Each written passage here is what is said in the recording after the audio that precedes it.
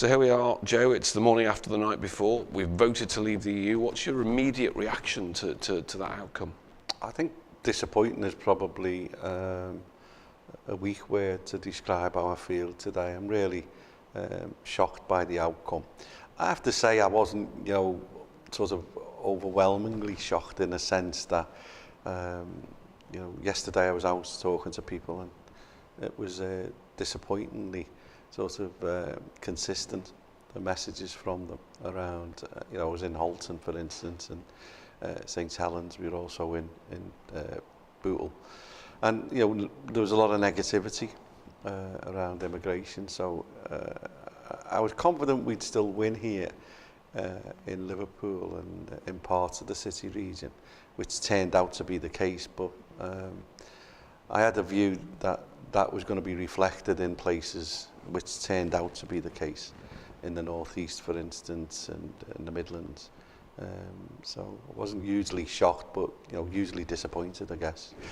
This is a huge decision that's been made, and it presents us with enormous problems. I've tried to convey those problems and that we'll face to people, leading up to the vote. We've got, for instance, on the devolution deal that we've agreed with government, £180 million of European funding. Now, I don't know what the rules are and the regulations are, or whether that's going to be taken back from us now that we've decided to leave the European Union. And then, of course, there's the issue of, we're outside of the European Union and outside that market, and where does that leave us in terms of jobs and security? And when people are talking to me about investment, they're glad to invest in the city, but also the city region.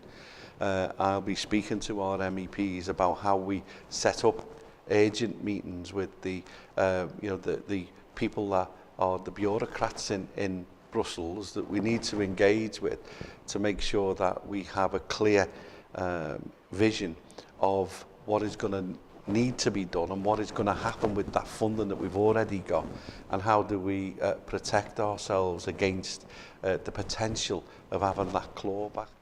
Obviously, there were two main issues in this referendum that were identified: the economy and immigration. Of those two, which is most important, and what's the issue facing people who may have settled in the Merseyside area from mainland Europe? I'd like to say personally myself to people that are here from outside of the UK, from Europe and beyond as well, really, from migrants here from outside of the EU. Please don't be afraid by this decision. You're part of the Liverpool community. We're a cosmopolitan city, and please don't feel afraid. You're welcome. Now, obviously, David Cameron's announced he's resigning, so there's a change of government to factor in as well. Do you think any replacement to David Cameron and George Osborne will still have that commitment to the Northern Powerhouse concept that George Osborne in particular seems to have been most keen on? Yeah, it's a real concern. I mean, at the end of the day, this argument about the 350 million that turned into 160 million that was going to be saved a week, sending it to the European Union, I've got no confidence that any money that is saved or whatever is going to be spent back in cities like Liverpool. Clearly, I think there's going to be a negative impact, because I think we got more out of being part of the European Union, which was the case that Remain made.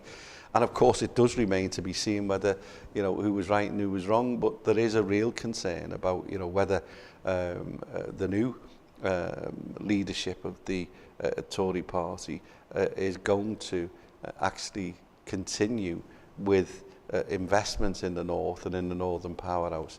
But for me, as I said, I think the conditions that governments are now operating in, with us being out of Europe, are going to be enormously challenging to them.